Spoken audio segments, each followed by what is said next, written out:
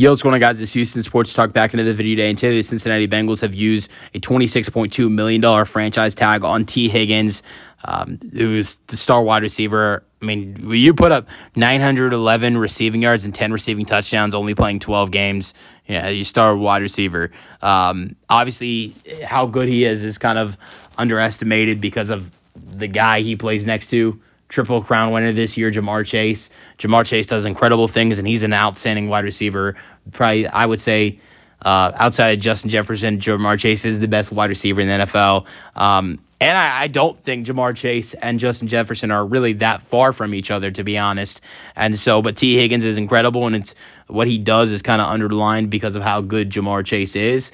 But and maybe that's one of the big reasons why he maybe doesn't want to return to Cincinnati.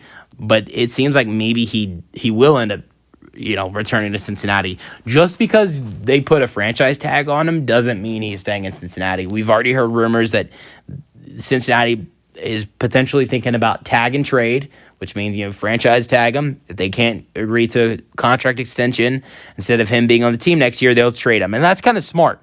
Using the franchise tag on someone, even though you don't think that they'll re-sign or you'll agree to extension, but using that franchise tag because you could have plans to potentially trade that player is a good idea.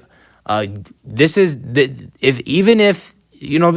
chance Higgins potentially decides he wants to return next season, regardless if they agree to extension or not.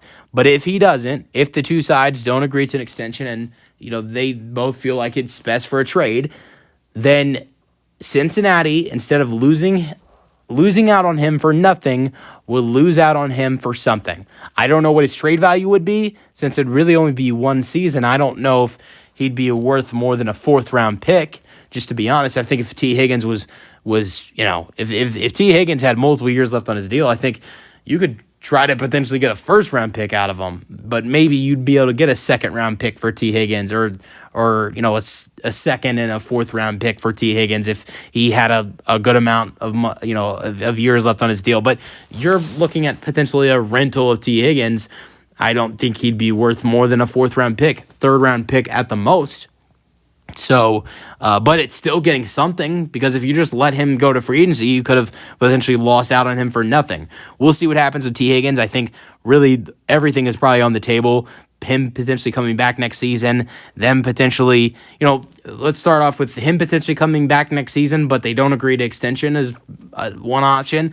Option number 2 is he comes back next season and they agree to extension. Option number 3 is they don't, and they just trade him and don't lose out on him for nothing. Let me know your thoughts on the Bengals franchise tagging T. Higgins in the comment section, and peace out.